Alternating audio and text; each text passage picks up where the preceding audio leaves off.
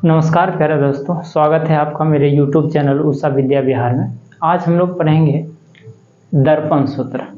गोलीय दर्पण में दर्पण सूत्र क्या होती है। तो गोलीय दर्पण में जो है, जब आप पढ़िएगा गोलीय दर्पण तो उसमें जो है इस प्रकार से ये हो गया आपका ध्रुव, ये हो गया फोकस दूरी, मुख्य फोकस और वक्रता केंद्र होता है। तो इसमें आप लोग पढ़े हैं कि ये हो गया फोकस दूरी, ये हो गया आपका वक्रता त्रिज्या हो गया यहाँ से यहाँ तक की दूरी। और जब कभी वस्तु और को रखिएगा आगे तो वस्तु की दूरी क्या होती है, ध्रुव से वस्तु की दूरी को यू बोलते हैं। और जब कभी प्रतिबिंब बन गया, मान लीजिए यहाँ प्रतिबिंब बन गया, तो ये जो दूरी होगा ध्रुव से ये होता है प्रतिबिंब की दूरी भी होता है। तो इसी को बोलते हैं क्या, लेंस, ये मिरर फार्मूला बोलते हैं। तो इसी के बारे में हम लोग को आज डिस्कस करना है। लेकिन इसको समझने से पहले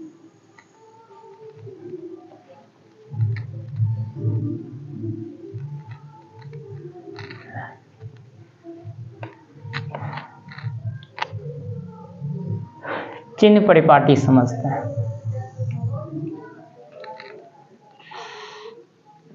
चिन्ह परिपाटी, चिन्ह परिपाटी क्या होता है।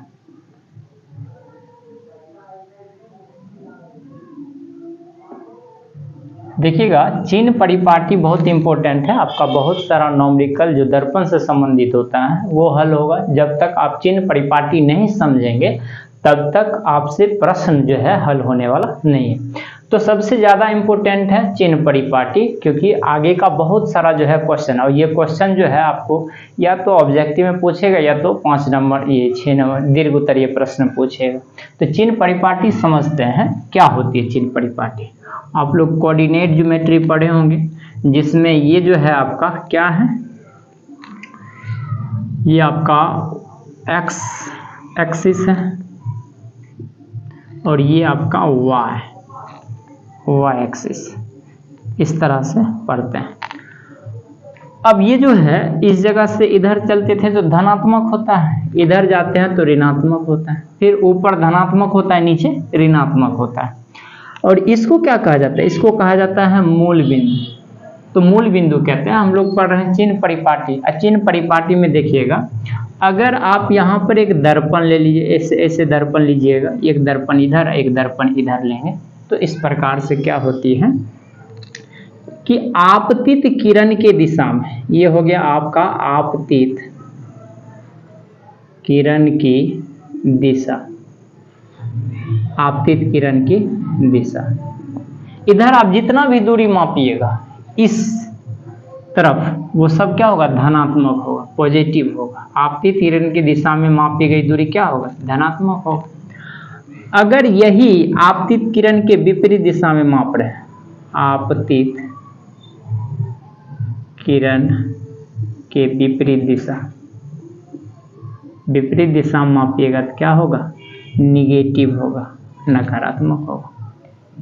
यहाँ बात करते हैं, अगर आपतित किरण प्रधान अक्ष के लंबवत ऊपर मापी गई दूरी क्या होगा, लंबवत ऊपर मापी गई दूरी, ये लंबवत हो गया,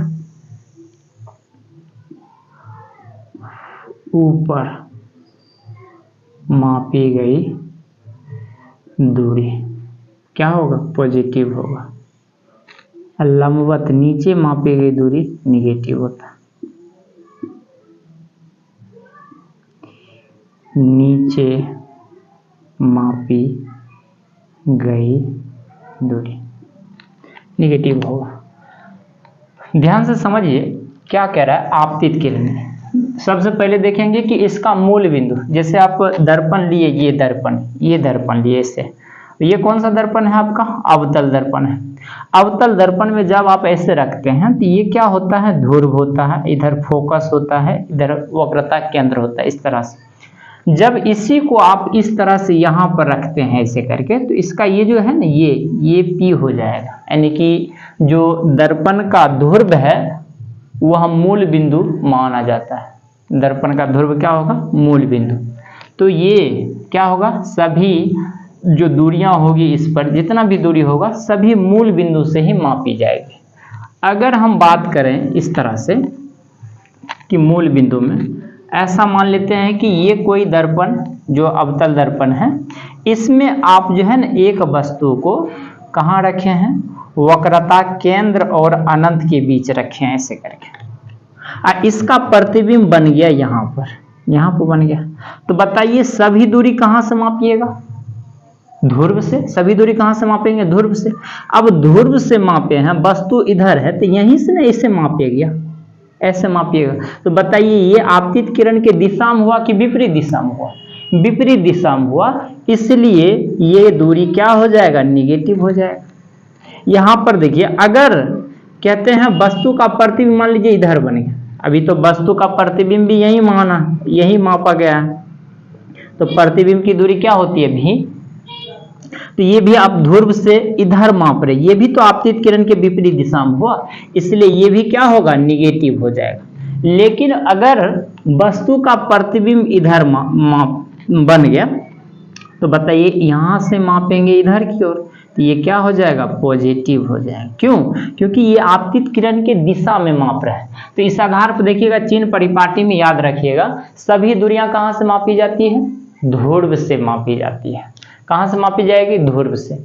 आपतित किरण के दिशा में मापी गई दूरी क्या होगा, धनात्मक होगा, तथा आपतित किरण के विपरीत दिशा में मापी गई दूरियां ऋणात्मक होगी।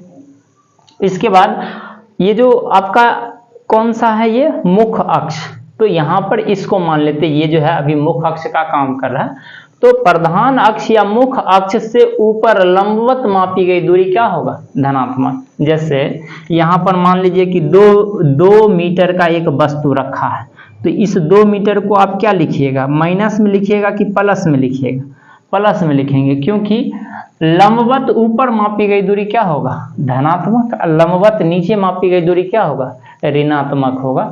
इस प्रकार से चिन्ह परिपाटी होता है। अब देखिए ना, यहीं पर जो है अगर हम इस दर्पण को इससे करके रखते हैं, तो ये कौन सा दर्पण होगा, अवतल दर्पण हो गया। अगर यही दर्पण इस तरह से ले लेते हैं, तो ये क्या हो गया, उत्तल दर्पण हो गया। तो इसका क्या हो गया, मूल बिंदु क्या होगा, ध्रुव, और सभी दूरियां यहीं से मापी जाएगी। तो इस प्रकार से अगर हम देखें कि ये आपका कौन सा अवतल दर्पण है, अवतल दर्पण, ये आपका अवतल दर्पण है, इधर ये हो गया मुख्य फोकस, वक्रता केंद्र। अब बताओ कि यहाँ पर जो है ये दूरी को आप क्या बोलते हैं, फोकस दूरी, और फोकस दूरी यहाँ से ध्रुव से मापी जाएगी, और ध्रुव से मापी जाएंगी तो ध्रुव से हमको किधर आना पड़ेगा, इधर चलना पड़ेगा, यानी कि जब ये हम इधर आएंगे तो क्या होगा, निगेटिव होगा। ध्रुव से ये वक्रता त्रिज्या ये है आपका, ये इसको r लिखते हैं। तो बताइए यहाँ से इसको हम इधर ना मापेंगे, तो आपतित किरण के विपरीत दिशा में जब आप मापते हैं तो क्या होता है, ऋणात्मक होता है। तो यहाँ पर आपका जो फोकस दूरी है, किसका, अवतल दर्पण का फोकस दूरी भी निगेटिव और वक्रता त्रिज्या भी निगेटिव होगा। लेकिन अगर हम बात करें इस दर्पण की, ये कौन सा है आपका, ये है आपका उत्तल दर्पण, और उत्तल दर्पण में जब आप मापिएगा तो ये फोकस, ये वक्रता केंद्र। तो यहाँ से जो दूर, सभी दूरी कहाँ से मापी जाएगी, ध्रुव से। तो ये आपका फोकस दूरी हो गया, और ये हो गया आपका वक्रता त्रिज्या। तो बताइए यहां से माप रहे हैं इधर की ओर, मतलब किधर जा रहे हैं, आपतित किरण की दिशा में जा रहे हैं, इसलिए क्या हो जाएगी, धनात्मक होगी। दोनों ही इधर है इसलिए धनात्मक होगी, यानी कि फोकस दूरी भी और वक्रता त्रिज्या ये दोनों ही क्या होगा, पॉजिटिव होगा, दोनों ही धनात्मक होगा, दोनों ही। तो अपना नोट में याद रखिएगा क्या, कि अवतल दर्पण की फोकस दूरी और वक्रता त्रिज्या दोनों ही क्या होती है, ऋणात्मक होती है। उत्तल जो दर्पण है उसका फोकस दूरी और वक्रता त्रिज्या दोनों ही धनात्मक होती है। दर्पण सूत्र होता है कि गोलीय दर्पण में ध्रुव से वस्तु दूरी को u से सूचित किया जाता है, याद रखिएगा। प्रतिबिंब दूरी v से सूचित किया जाता है, तथा फोकस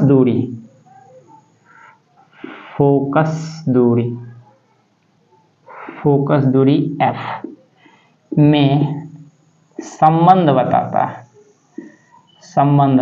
क्या संबंध बताता है? तो आप पढ़े हैं 1/v प्लस 1/u बराबर 1/f, ये संबंध है। तो इसमें u क्या हो गया? वस्तु दूरी। कहाँ से मापेंगे? तो ध्रुव से वस्तु दूरी। अब v क्या हो गया? प्रतिबिंब दूरी। f क्या हो गया? फोकस दूरी। चलिए इस पर एक सवाल जो है बताते हैं, सवाल ध्यान से समझिएगा। अवतल दर्पण की फोकस दूरी 10 सेंटीमीटर है तथा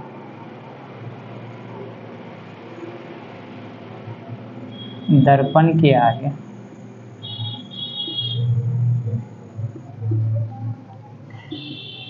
एक वस्तु 15 सेंटीमीटर की दूरी पर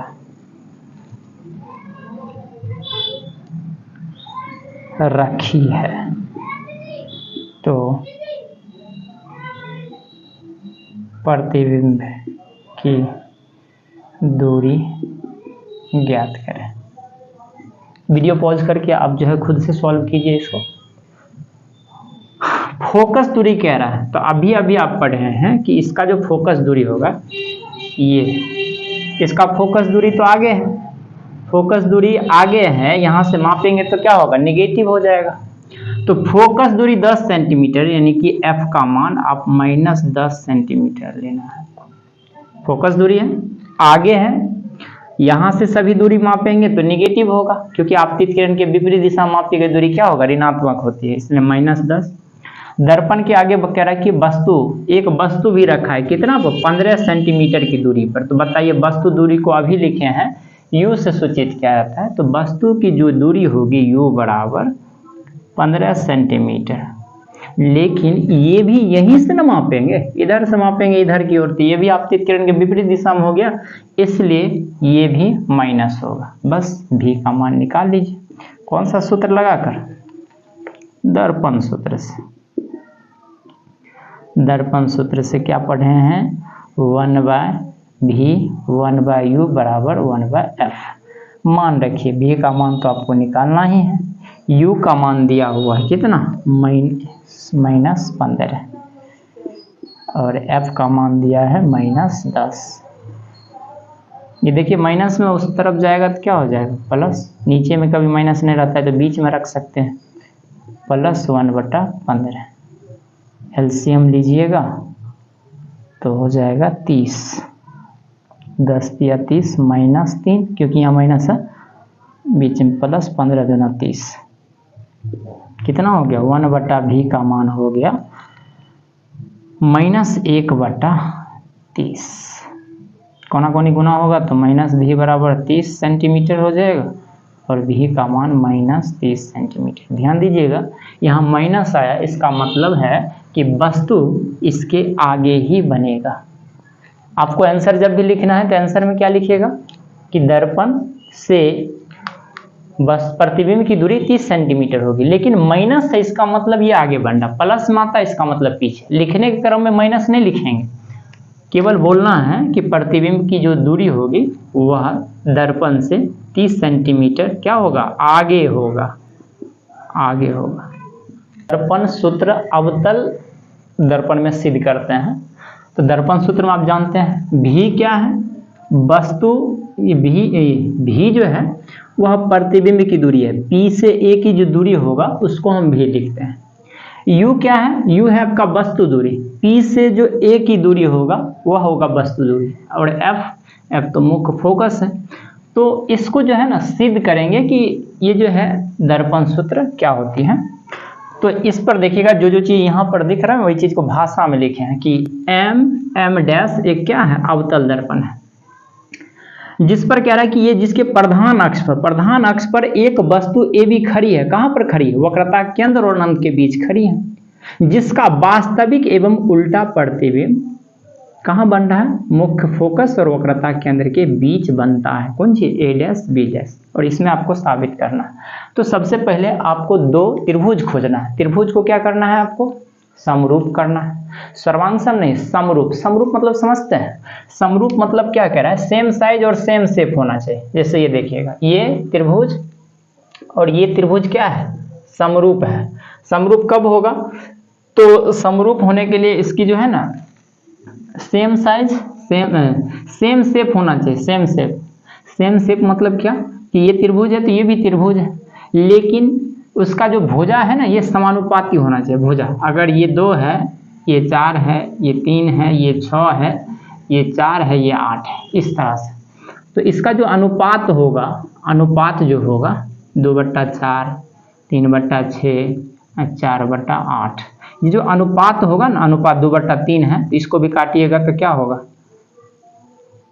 इसको काटिएगा, 3 दोनों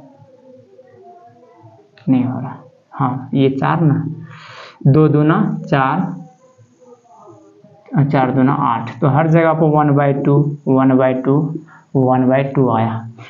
तो हर जगह पर क्या हो जाएगा? सेम शेप हो जाएगा। Shape, same shape. त्रिभुज है तो त्रिभुज। अब ले लिए एगो त्रिभुज है, एगो गोल का ले लिए इस तरह से, तो ये दोनों क्या है? सर्वांगसम नहीं है। सेम शेप होना चाहिए और सेम जो है ना उसके बाद भुजा समानुपाती होना चाहिए, तभी ये क्या होगा? समरूप होगा। तो हम इसमें 2 त्रिभुज पहले खोजेंगे और दोनों त्रिभुज को क्या करना है? समरूप करना है। अगर दोनों त्रिभुज समरूप हो जाएंगे तो उसकी संगत भुजाएं भी क्या हो जाएंगे? समानुपाती हो जाएंगे। तो पहले इस त्रिभुज में देखेंगे, 2 त्रिभुज ले लेते हैं। एक ये त्रिभुज ले लिए, एक ये त्रिभुज ले लिए। अब देखिए यहाँ पर इसको समझिए, बस यही खेल है समझना। ये समझ जाइएगा तो आराम से आपको समझ में आ जाएगा। इसका नाम क्या है? ए बी नाम है, ए बी सी, और इसका नाम है ए डैश बी डैश। अब इस त्रिभुज की बात कर रहा है, ये देखिए कैसे सेम होता है। तो अब बताओ कि हम लोग जानते हैं कि अगर कोई लंबवत खड़ी है इस तरह से तो ये 90 डिग्री होगा, इसका ये भी 90 डिग्री होगा। ठीक है, इस त्रिभुज में यानी कि ए बी सी को आपको क्या करना है? समरूप करना है। किसके? समरूप करना है, समरूप करना है त्रिभुज A dash B dash C. ये दोनों को क्या करना है? ये दोनों को समरूप करना है। तो समरूप कैसे होगा? तो समरूप होने के लिए कम से कम 2 भुजाएं बराबर होनी चाहिए। अगर 2 भुजा बराबर हो जाएगी तो वह आसानी से समरूप हो जाएगी और उसकी संगत भुजाएं समानुपाती हो जाएंगी। तो इस त्रिभुज में देखिएगा कोण ए बराबर है कोण ए डैश के, ये दोनों बराबर क्योंकि 90 डिग्री है दोनों। उसके बाद देखिए कौन सी इस त्रिभुज का कौन सी इस त्रिभुज का कौन सी, ये दोनों क्या है? बराबर है। क्यों बराबर है? शीर्षाभिमुख कोण से, शीर्षाभिमुख कोण से ये दोनों बराबर है। तो बताइए ए सर्वांग समरूपता के नियम से ये दोनों त्रिभुज क्या है? दोनों ही त्रिभुज क्या है? समरूप है। अब दोनों त्रिभुज है तो इसकी संगत भुजा समानुपाती होगा। तो ए बी बट्टा में ए डैश बी डैश, इधर इसको हम लिखेंगे ए सी बट्टा ए dash C dash, A dash C, ए सी बट्टा ए डैश सी। यही समरूप त्रिभुज हुआ तो उसकी संगत भुजाएं समानुपाती होती है। आइए इसको यहाँ पर जो है लिखते हैं। तो क्या लिखेंगे बताइए? लिखेंगे त्रिभुज, यहाँ त्रिभुज कौन सा? ए बी सी एवं त्रिभुज A dash B dash C समान कोणिक होंगे। समान कोणिक लिखिए या समरूप लिखिए, बात एक ही है। अर्थात इसकी संगत संगत भुजाएं समानुपाती होंगे। कौन सा संगत भुजा? तो ए बी बट्टा में ए डैश बी डैश बराबर हो जाएगा इस त्रिभुज में, इस त्रिभुज का हो जाएगा ए सी, इसका ये वाला, इसका ये वाला, ए डैश सी, समीकरण फर्स्ट। ठीक है। अब सेम तरह से एक और त्रिभुज खोजना है जिसमें ये दोनों बराबर हो। तो अब देखिए इधर वाला ये त्रिभुज और इस त्रिभुज की बात करते हैं। ये वाला त्रिभुज क्या नाम क्या है? एन क्यू एफ, और इस त्रिभुज का ए डैश बी डैश एफ।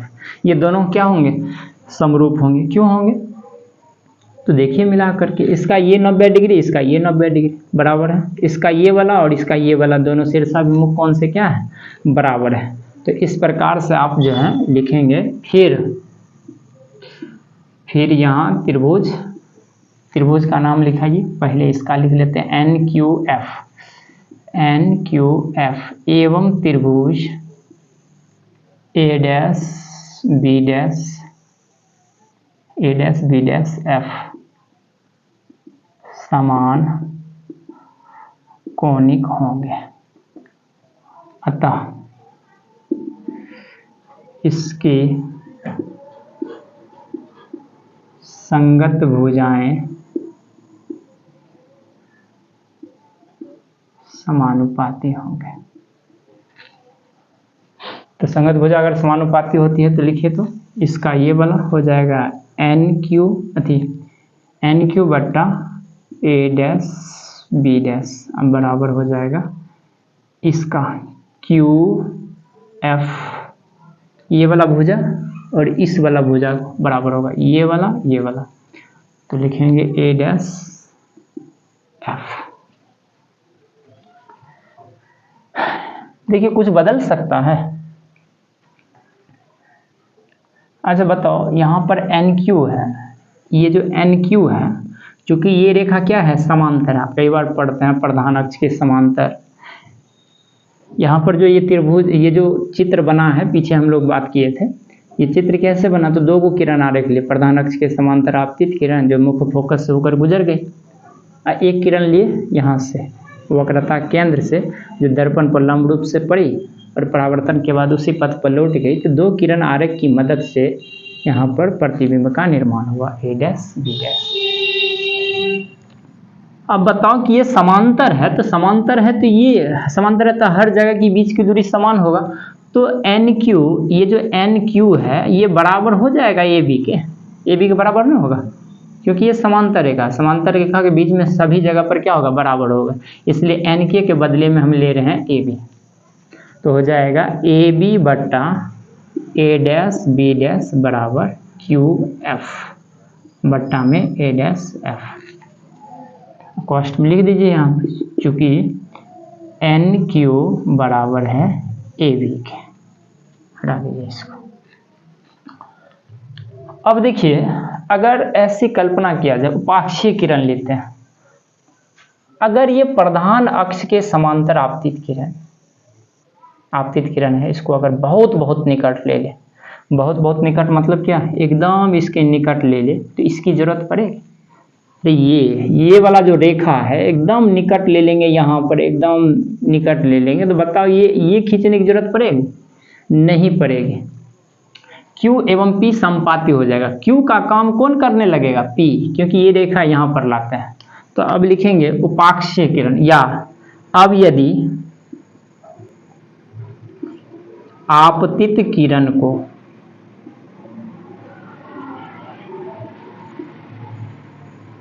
प्रधान अक्ष के बहुत बहुत निकट लाने पर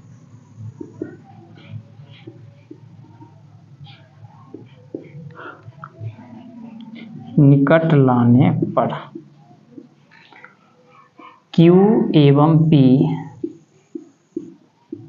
संपाती होंगे, चढ़ जाएगा एक दूसरे पर, इसका काम ये करने लगेगा। तो जहां अगर इसका काम ये करने लगा, तो जहां पर हम लिखे हैं NQ, वहां पर क्या लिख सकते हैं? NP। नहीं समझे? अरे क्यू का ये जो है ना अस्तित्व नहीं रहेगा तो एन क्यू के जगह पर क्या लिख देंगे, एन पी लिखेंगे। तो इसी चीज़ को फिर से लिखिए तो ए बी बट्टा में हो गया ए डैश बी डैश, अब बराबर जो पी एफ है क्यू एफ है, क्यू एफ था लेकिन ये तो निकट आ गया, क्यू का अस्तित्व खत्म है इसलिए पी एफ लिखेंगे, पी एफ बट्टा में हो जाएगा ए डैश एफ। अब इसको आप समीकरण सेकेंड मान लीजिए। देखिए तो समीकरण फर्स्ट और सेकेंड में कुछ चीज़ें सिमिलरिटी है, समानता। तो देखिए ये इसके बराबर है, ये इसके बराबर है, तो इसके बराबर ये हो जाएगा। तो लिखेंगे समीकरण फर्स्ट एवं सेकेंड से क्या हो जाएगा, ए सी बट्टा ए डैश सी बराबर पी एफ बट्टा में ए डैश एफ।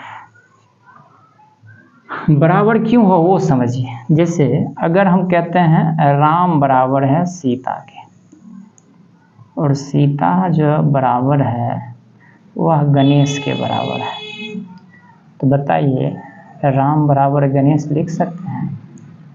मान लेते हैं कि अगर राम की ऊंचाई 3 मीटर है, ऊंचाई बराबर है, इसका मतलब ये भी 3 मीटर का होगा, तब तो बराबर है, नहीं है? ये भी 3 मीटर का, ये भी 3 मीटर का बराबर है। अब ये सीता के बराबर गणेश, इसका मतलब सीता अगर 3 मीटर की थी तो गणेश के बराबर है, इसलिए गणेश भी क्या होगा, 3 मीटर का होगा।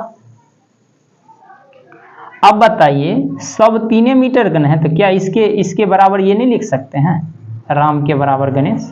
बस सेम इसी तरह इसके बराबर ये है, इसके बराबर ये है तो इसके बराबर ये हो गया, मतलब इसके बराबर ये है, इसके बराबर ये है तो ये इसके बराबर हो गया। तो इस तरह से हम लिख सकते हैं, तो लिख सकते हैं। तो देखिए सभी दूरी कहाँ से मापते हैं, ध्रुव से। सब दूरी कहाँ से मापते हैं, ध्रुव से।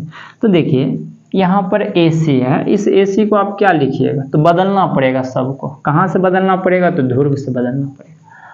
तो यहाँ पर समझने के लिए अब जो है ना ये मान लेते हैं कि आपका P है, ये है F और ये है C है, और उस जगह के बीच में यहाँ पर एगो वस्तु था जिसको तो मानते हैं A भी एक वस्तु है, बन कहाँ रहा था यहाँ पर A डैश C।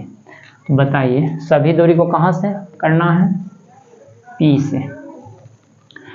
तो ये दूरी को आप क्या लिख सकते हैं, लिखल है AC लिखल है, तो AC को आपको कन्वर्ट करना इसमें P वाला में। कैसे कीजिएगा कन्वर्ट, AC ये है आपका AC, इसको कन्वर्ट करना है AC को आप क्या लिख सकते हैं, पूरी लंबाई में से इतना घटा दीजिए तो यही ना बचेगा। तो इसको हम लिखते हैं पूरा लंबाई हो गया PA माइनस PC। तो क्या निकल जाएगा, ये निकल जाएगा।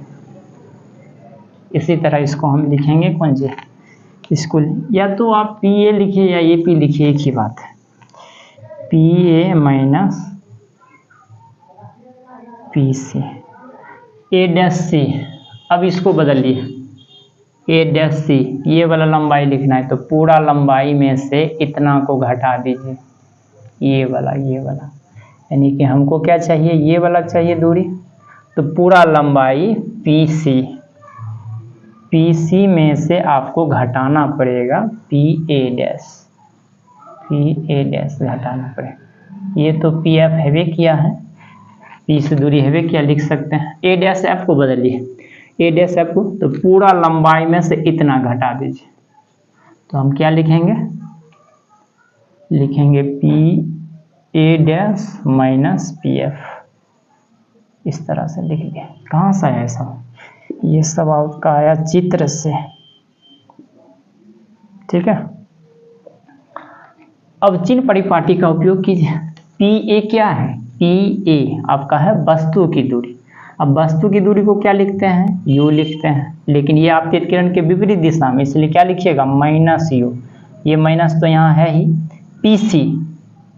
PC का मान क्या हो जाएगा, तो PC आपका वक्रता त्रिज्या है, अवतल दर्पण की वक्रता त्रिज्या F। लेकिन ध्यान दीजिएगा यहाँ पर R की कोई ज़रूरत नहीं है, आर की कोई ज़रूरत नहीं है, लेकिन आप पढ़े हैं F बराबर R/2। तो R बराबर क्या होता है, 2F नहीं होता है। R के बदले में आप क्या लीजिएगा, 2F, यानी कि ये जो F है, R जो होगा ना, R ये पूरा वह इसका 2 गुना होगा, 2 गुना होगा। तो हम जहाँ जहाँ R दिखेगा ना वहाँ पर 2F लेंगे। फोकस दूरी वक्रता त्रिज्या की आधी होती है उससे। तो PC क्या है आपका, वक्रता त्रिज्या R है, तो इसको आप क्या लिखिएगा, 2F, लेकिन माइनस में, ये माइनस तो इसके लिए, इसका मान हो जाएगा -2F बट्टा में AC का मान PC का मान तो अभी लिखे हैं -2F, ये माइनस ये वाला PA' का मान हो जाएगा, ये आपका प्रतिबिंब की दूरी है इसलिए -V हो जाएगा बराबर PF की दूरी -F, PA वस्तु प्रतिबिंब की दूरी है -V, ये माइनस इस वाला है, अब PF का मान तो -F वापस, यहाँ पर जगह नहीं है इसलिए अब आप इसको हम मिटाते हैं। आप लोग चाहेंगे तो यहाँ से स्क्रीनशॉट ले करके जो है इसको आप उतार सकते हैं, हमें जगह थोड़ी कम पड़ रही है इसलिए इसको मिटा करके यहीं पर इसका जो है करते हैं, ठीक है। आप चाहेंगे तो स्क्रीनशॉट ले सकते हैं।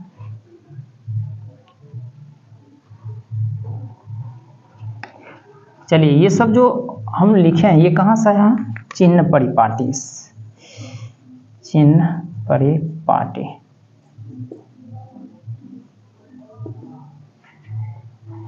उसको आप लिखिए, क्या लिख सकते हैं, -U, आइए माइनस +2F, यहाँ पर बट्टा में हो जाएगा -2F minus plus -F -V अब +F, ये -F बजे गुणन विधि से कोना कोनी गुना कर दीजिए। पहले गुना करते हैं दोनों को -20, तो दोनों कीजिएगा तो माइनस हो जाएगा प्लस, U भी हो जाएगा, माइनस क्या हो जाएगा, प्लस U भी, यहाँ से यहाँ पहले दोनों को -20 से करते हैं, -2VF हो गया। अब दोनों को +F से करते हैं तो -UF अब +2F²। अब इधर कीजिए, माइनस +2F² अब +-VF। देखिए तो ये दोनों कट जाएगा, ये और ये कट जाएगा। क्यों कट जाएगा, अगर हम बराबर की इस पार लाते हैं तो ये हो जाएगा -F², ये क्या है +F², ये इधर आएगा तो माइनस, तो प्लस माइनस कट जाता, इसलिए ये दोनों कट गया। अब आप जो है इसको इधर ले आइए, इसको उधर भेज देते हैं, UF इसको अगर उधर भेज देते हैं -2VF, इसको अगर इधर लाएंगे तो हो जाएगा +VF, इसको उधर भेज देते हैं UF, ठीक है। तो ये माइनस था, उधर जाएगा तो प्लस हो जाएगा। अब क्या कर सकते हैं, यहाँ पर -2VF आइए, 1VF, तो क्या होगा, दोनों कट करके हो जाएगा, एक बचेगा, UV -VF बराबर UF। दोनों तरफ UVF से भाग देने पर, समीकरण का एक नियम है कि अगर दोनों तरफ आप UV कोई भी चीज़ से भाग देते हैं या गुना करते हैं तो उससे मान में कोई परिवर्तन नहीं आता है, तो दोनों तरफ हम UVF से भाग दे रहे हैं, तो बताइए हो जाएगा UVF से भाग दे दीजिए, यहाँ पर तो VF ना है, VF बटा UVF, यू एफ बटा यू भी एफ, क्या चीज़ कटेगा, यू भी से यू भी कट जाएगा, भी एफ से भी एफ कटेगा, यू एफ से यू और एफ कट जाएगा। तो बचेगा क्या बच रहा है, इधर बच रहा है 1/f माइनस 1/u, इधर बच रहा है 1/v। इसको अगर उधर भेज दे, इसको उधर भेज दे, इसको 1/f, तो इधर ये जाएगा तो प्लस हो जाएगा, तो इधर 1/v प्लस 1/u। फाइनली लिख दीजिए, दोनों को इधर कर दीजिए, उसको उधर कर दीजिए। जब दोनों टर्म को इधर उधर करते हैं तो उससे कोई फर्क नहीं पड़ता है। 1/v 1/u बराबर 1/f, यही आपको प्रूव्ड करना था। चलिए, आशा है कि आपको समझ में आया। नहीं समझ में आया तो 1-2 बार जो है आप देख सकते हैं, थोड़ा जटिल है। जब भी ये क्वेश्चन आने की ज़्यादा संभावना रहती है, क्योंकि ये 6 नंबर का क्वेश्चन जो है फिजिक्स में 10th में पूछता है। नहीं अगर पूछेगा तो इससे बहुत सारा ढेर सारा जो है सवाल आगे जो है ना, इसका हम बहुत सारा सवाल करवा देंगे। वैसे आपको उतारने की ज़रूरत है नहीं, हम जो है इसका लिंक जो है PDF जो है टेलीग्राम चैनल पर दिए हुए हैं, वहाँ से आप डाउनलोड करके जो है ये पूरा चीज़ वहाँ पर नोट्स में बना हुआ है, देख सकते हैं। धन्यवाद।